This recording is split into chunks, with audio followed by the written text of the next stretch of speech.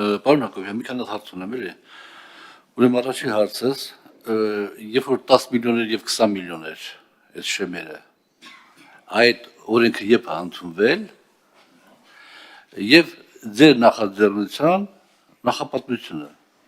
այսինքն ումից է եղել այս նախաձեռնությունը, եթե կարելի է իմանալ, էլի, նախաձեռնությունը դուք եք նախաձեռնել, ձեր որևէ վարչություն է նախաձեռնել, թե վարչապետի հանձնարարականը, այդ հարցը։ Հաջորդը, այդ մոտեցումը, որը իհարկե ողջունելի է, բայց ինչի չեք ուզում կապեք այդ շեմերը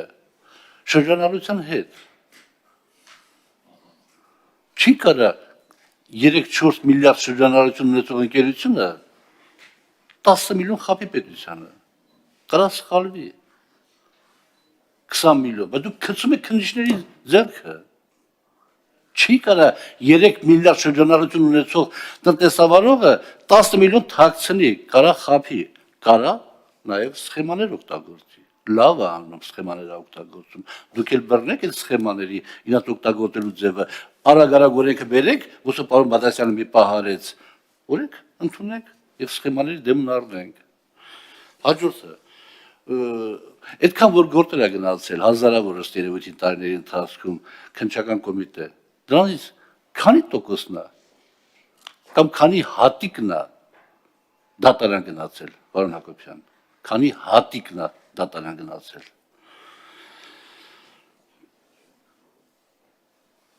Հալո Ռիսկան։ Իրականում դուք հարցեր եք բարձրացնում, որոնք շատ լայն քննարկել ենք, ես փորձեմ նախաձեռնող ասելով ես չէի շեշտադրի որևէ կոնկրետ մի սուբյեկտի, որովհետև ձեր նշած բոլորը նախաձեռնող են որպես այդպեսին, եթե նայենք։ Ժամանակին կռիվ ենք անում, ասում եք, որ սա սխալ է, բանը հաշվի չէ։ Մենք մեր պրակտիկայի ընթացքում, ազգային ժողովը իր պրակտիկայի ընթացքում, կառավարությունը իր պրակտիկա, այսինքն այս բոլորը վերցրել ենք, բերել ենք մի սեղանի շուրջ ու փորձել ենք միասնական լուծումներ տալ։ Այսինքն այդ տեսանկյունից նախաձեռնող են գրեթե բոլորը, եթե այդպես նայենք, այսինքն սա մեկ անձի նախաձեռնություն չէ, այլ պարզապես տարբեր պրակտիկաների համադրմամբ հասկացել ենք, որ հասունացել է մի իրավիճակ, որ կարող ենք այս քայլը անել, որովհետև այս քայլը նաև համարձակ քայլ է իմ կարծիքով, եւ այդ համարձակությունը հիմքեր ունի։ Ինչի, որովհետև տեսեք, ես միգուցե դրա մասին շատ մանրամասն չխոսեցի, բայց մենք պետք է գիտակցենք, որ ժամանակի ընթացքում պետական եկամուտների կոմիտեն իր գործիքները ուժեղացրել է նույն ձեր ասած սխեմաները բացահայտելու ուղղությամբ։ Մենք պետք է գիտակցենք, որ տնտեսությունը հատկապես վերջին տարիներին էական աճ է գրանցել, հետեւաբար նաև բիզնեսները իրենց շապերով էական աճ են գրանցել։ Մենք պետք է գիտակցենք, որ մենք այլևս ունենք կարողություններ, որ այդ վարչական process-ներով անցկացնենք բազմաթիվ գործեր եւ ունենք այդ թեմատիկ ուսումնասիրության գործիքը, որը եթե չեմ սխալվում 24 թվականին է ներդրվել։ Այսինքն բաներ կան, որոնք հասունացել են այս իրավիճակը նաեւ եւ մենք կարողանում ենք այդ հենքի վրա այս որոշումները կայացնել։ Հիմա բանի հետ կապված 10-ից 20-ի հետ կապված 22 թվականից է 10-ից 20 գործում, այսինքն 10-20, ոչ թե 10-ից 20, 5-15, միջև այդ 5-15, դրանից առաջ է 4-15, այսինքն իրականում վերջին 10 տարվա ընթացքում փոփոխությունները տես մարջինալ են եղել, կարելի ասել։ Հիմա մենք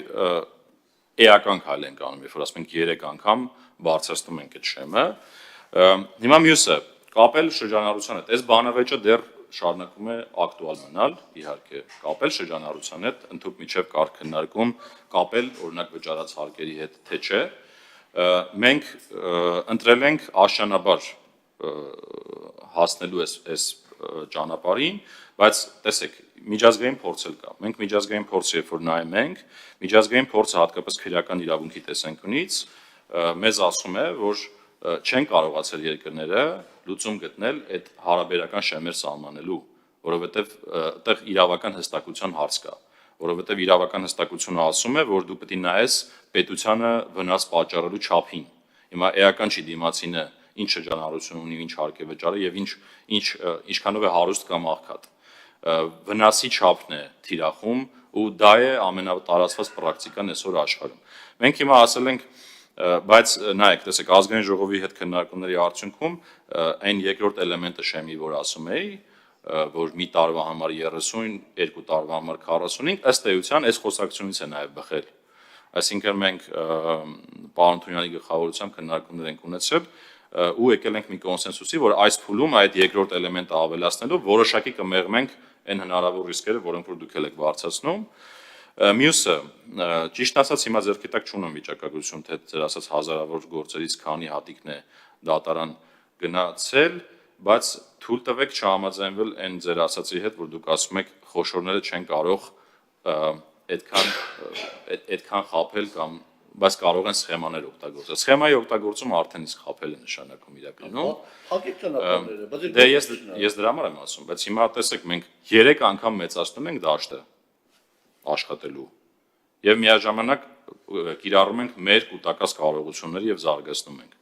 Երբ որ կգանք այն պահին, որ մենք կարող ենք ասել, որ մենք բոլորին հասնում ենք մեր գործիքներով, այդ թվում թվային հետախուզության օրինակ գործիքներով եւ վերլուծական գործիքներով, այդ ժամանակ միգուցե մի քանի տարի հետո այդ հարցը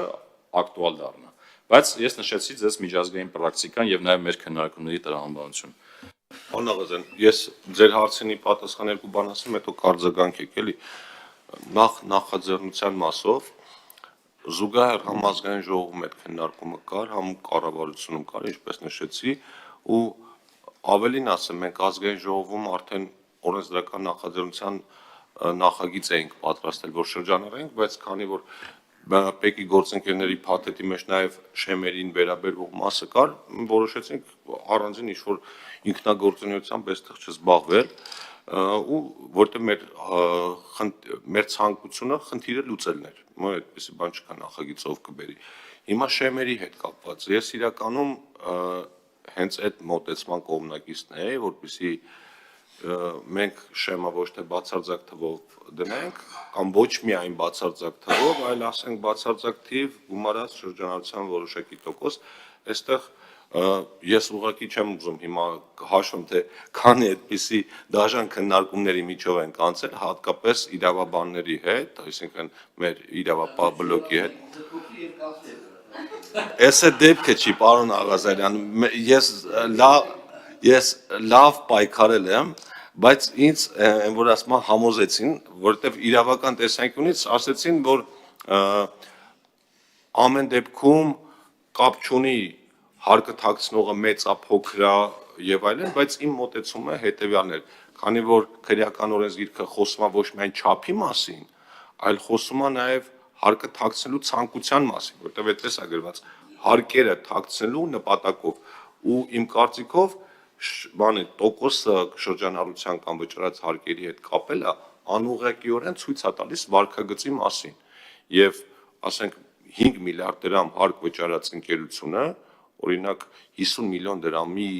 պատճառով քիչ հավանական է, որ իր ամբողջ հեղինակությունը կդնի ռիսկի տակ, այսինքն այդտեղ կարող լինի մեխանիկական սխալի արդյունք եւ այլն, բայց պարոն Հակոբյանի ասածը ես էլ կրկնեմ, մեր այս կոնսենսուսը եղել է այն, որ ի սկզբանե առաջարկվող 1 թվին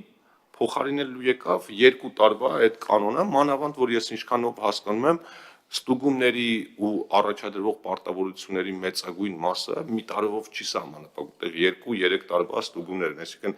2-3 տարի եթե ստուգում են, պիտի 45 միլիոն լինի։ Ավելին ասեմ, կառավարության նիստից հետո, երբ արդեն մենք կոնսենսուսի ենք եկել, ես կառավարության նիստը նայում էի, մի հատ էլ այդ կառավարության նիստը լսելուց հետո ենք քննարկում նախաձեռնել էլի, որ անդրադառնանք էլի շեմերի հարցին, բայց կարծեմ, որ այս առաջ եկած լուծումը ինքը մի քանի քայլ առաջ է, սրանից հետո եկող գործերի մասը ինքը ահագին կարելի զրոյին է մոտեցնելու, այսինքն այդ խնդրահարույց դեպքերը, որ գնում են քննչականում կուտակվում են, քննչականում եղած գործերից, եթե չեմ սխալվում 600, մոտարապես 600-ը ավտոմատ կարճվելու են, որովհետև ինքը ունի բարելավող հետադարձ ազդեցություն, իսկ ինչ վերաբերում է քանիստ են գնացել դատարան, ես այդ ինֆորմացիան ժամանակին քննչական կոմիտեից վերցրել էի, եթե չեմ սխալվում, մոտ 2000 քրեական գործից դատարան գնացել էր մոտարապես, եթե չեմ սխալվում, 30-ը կամ 40-ը։ Գործերի մեծ մասը ընթացքում կարճվել էր, մի մասը երևի կամ համաձայնության են եկել կամ չէ, Չէ, բոլորը չեն, գիտեմ, որ այդպես մտածելը մի քիչ կարող է քննադատելու առումով ցանկալի, բայց այդպես չի։